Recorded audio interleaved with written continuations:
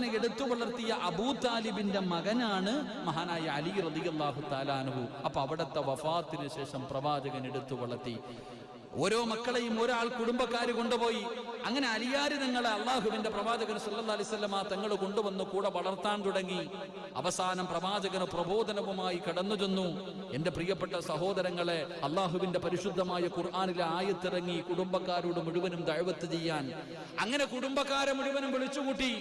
അള്ളാഹുവിന്റെ പ്രവാചകൻ സല്ലല്ലാഹു അലൈഹി വസല്ലമ തങ്ങൾ തന്റെ കുടുംബക്കാരെ മുഴുവനും വിളിച്ചുകൂട്ടിയിട്ട് അവിടുന്ന് ഭക്ഷണമെല്ലാം കൊടുത്തു. എന്നിട്ട് പ്രവാചകൻ അവരോട് നസീഹത്ത് ചെയ്തു, നിങ്ങൾ എല്ലാവരും ഇസ്ലാമിലേക്ക് കടന്നു വരണം, അള്ളാഹുവിനെ കൊണ്ട് വിശ്വസിക്കണം, ഞാൻ അള്ളാഹുവിന്റെ പ്രവാചകനാണ്. അവിടുന്ന് പ്രബോധനം നടത്തിയിട്ട് പ്രവാചകൻ ചോദിച്ചു, ആരാ എന്റെ കൂടെ കൂടാനുള്ള ആരെങ്കിലും ഉണ്ടോ? കുടുംബക്കാര് മുഴുവനും തലതാഴ്ത്തിയിരിക്കുകയാണ്. എല്ലാവരും തലതാഴ്ത്തിയിരിക്കുമ്പോൾ മഹാനായ സയ്യിദുന അലി ഇബ്നു അബീ താലിബ് റളിയല്ലാഹു തആല അൻഹു എഴുന്നേറ്റ് നിന്നിട്ട് പറഞ്ഞു, നബിയെ ഞാനുണ്ട്. അന്ന് ചെറിയ കുട്ടികളിൽ ആദ്യമായിട്ട് മുസ്ലിമായത് മഹാനായ സയ്യിദുന അലി ഇബ്നു അബീ താലിബ് റളിയല്ലാഹു തആല അൻഹു. അവിടുന്ന് ചെറുപ്പത്തിലെ മുസ്ലിമായി. അലി റളിയല്ലാഹു തആല അൻഹു ജീവിതത്തിൽ ഒരിക്കലും, കാരണം ചെറുപ്പം മുതലേ പ്രവാചകന്റെ കൂടെ, അത് കാരണം ഒരു വിഗ്രഹങ്ങൾക്ക് മുമ്പിൽ തലകുനിച്ചിട്ടില്ല മഹാനായ സയ്യിദുന അലി ഇബ്നു അബീ താലിബ് റളിയല്ലാഹു തആല അൻഹു. എന്റെ പ്രിയപ്പെട്ട സഹോദരങ്ങളെ, ചരിത്രം പറയുകയാ, പ്രവാചകനെ വല്ലാതെ സ്നേഹിച്ചു. അലി ഇബ്നു അബീ ത്വാലിബ് റളിയല്ലാഹു തആല അൻഹുവിനെ അദബ് പഠിപ്പിച്ചു കൊടുത്തത് പ്രവാചകന.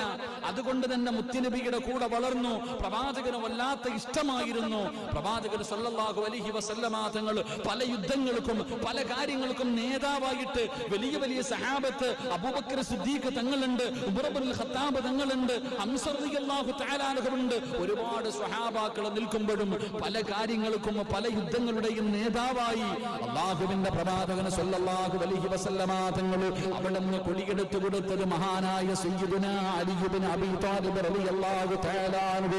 വല്ലാത്ത ധൈര്യമായിരുന്നു, വല്ലാത്ത ശക്തിയായിരുന്നു. പടച്ചവനെ, ഇസ്ലാമിന്റെ ചരിത്രം എടുത്തു നോക്കൂ.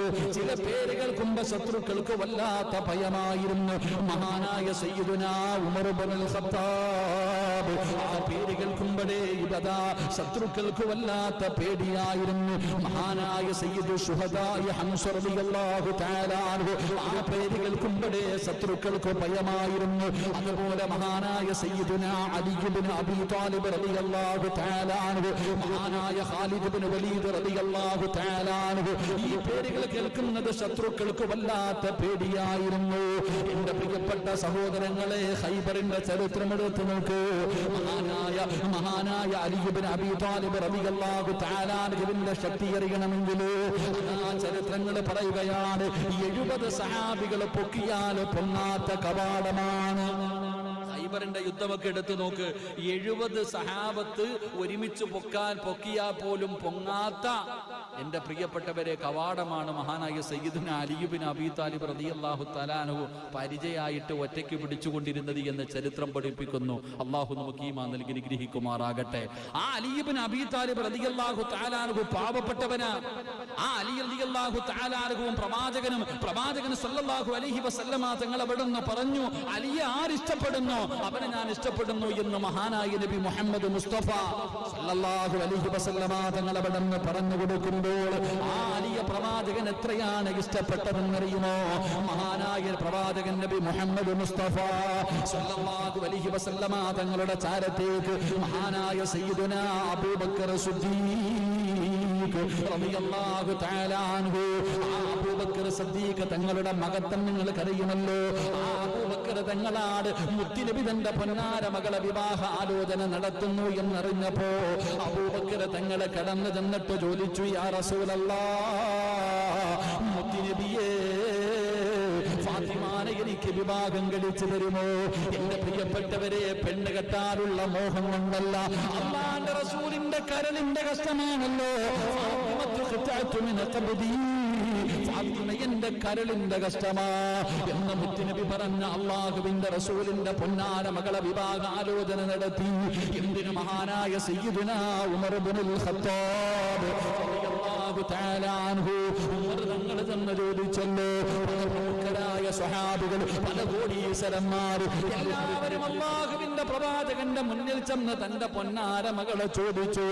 റസൂലുള്ള മറുപടി പറഞ്ഞില്ല. പക്ഷേ അല്ലാഹു ആരെയാണ് തെരഞ്ഞെടുത്തത്? നബി ആരെയാണ് തെരഞ്ഞെടുത്തത്? അതാ വരുന്ന മുഖറബുൽ അംലാഖു മലക്കു ജിബ്രീൽ അലൈഹിസ്സലാം ഇറങ്ങി വന്നിട്ട് അല്ലാഹുവിന്റെ റസൂലിന്റെ പൊന്നാര മകളായ ഫാത്തിമ, ആ ഫാത്തിമ ബീബി റളിയല്ലാഹു തആല അൻഹയ്ക്ക് ഒരു പുതിയ പളയെ തെരഞ്ഞെടുക്കുകയാണ്.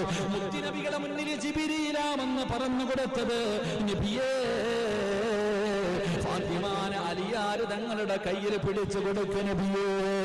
എന്റെ പ്രിയപ്പെട്ടവരെ, അല്ലാഹുവാണ് തീരുമാനമെടുത്തത്. അല്ലാഹുവാണ് ഫാത്തിമയുടെ വരനെ കണ്ടെത്തിയത്.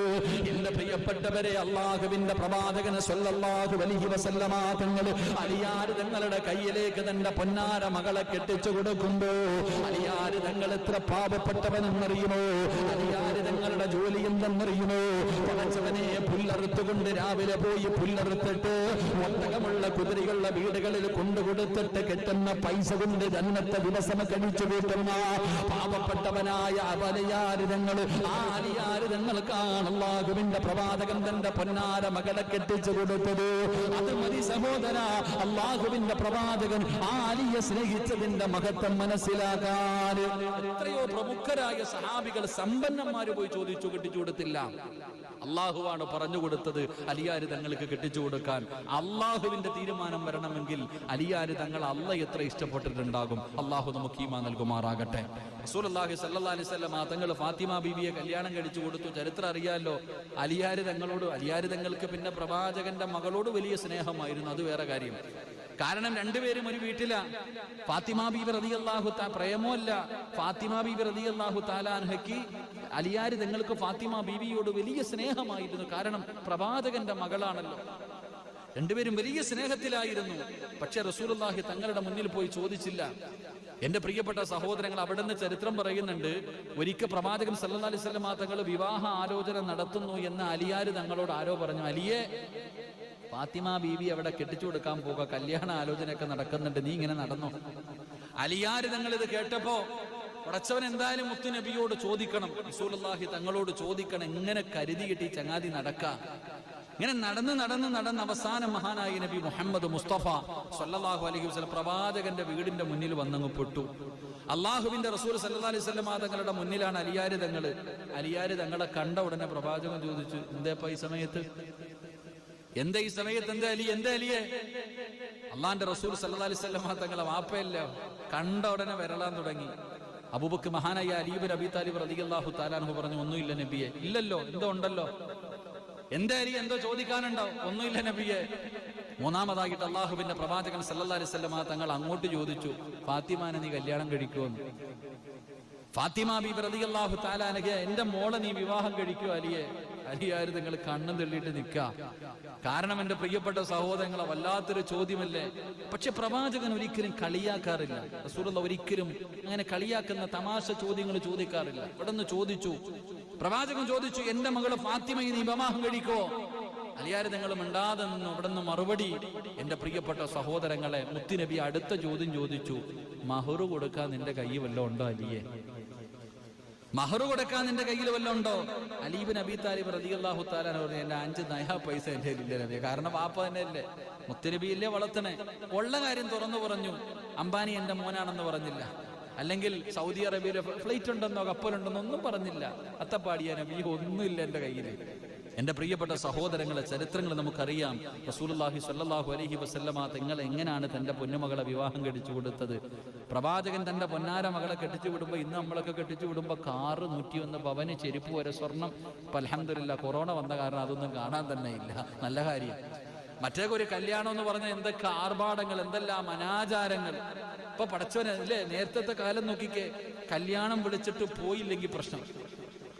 കല്യാണം വിളിച്ചിട്ട് അവൻ എന്നെ വിളിച്ചില്ലല്ലോ, കല്യാണത്തിനല്ല പെണ്ണ് കാണാൻ പോയപ്പോ എന്നെ വിളിച്ചില്ലല്ലോ, വളയിടിയിൽ പോയപ്പോ എന്നെ വിളിച്ചില്ലല്ലോ, പിന്നെ ഇനി കല്യാണത്തിന് ഞാൻ പോകണമെന്നില്ലേ? ഇപ്പൊ കല്യാണത്തിന് വിളിച്ചാ പറയും, നടത്തോ, ഞാൻ വരുന്നില്ല, നടത്തിക്കൊള്ളാനാ പറയണേ.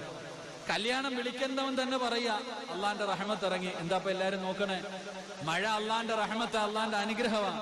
നിങ്ങൾ എന്തേ? അള്ളാഹു നമുക്ക് ഈമാൻ നൽകുമാറാകട്ടെ. അള്ളാഹ് നമുക്ക് ഈമാൻ നൽകുമാറാകട്ടെ.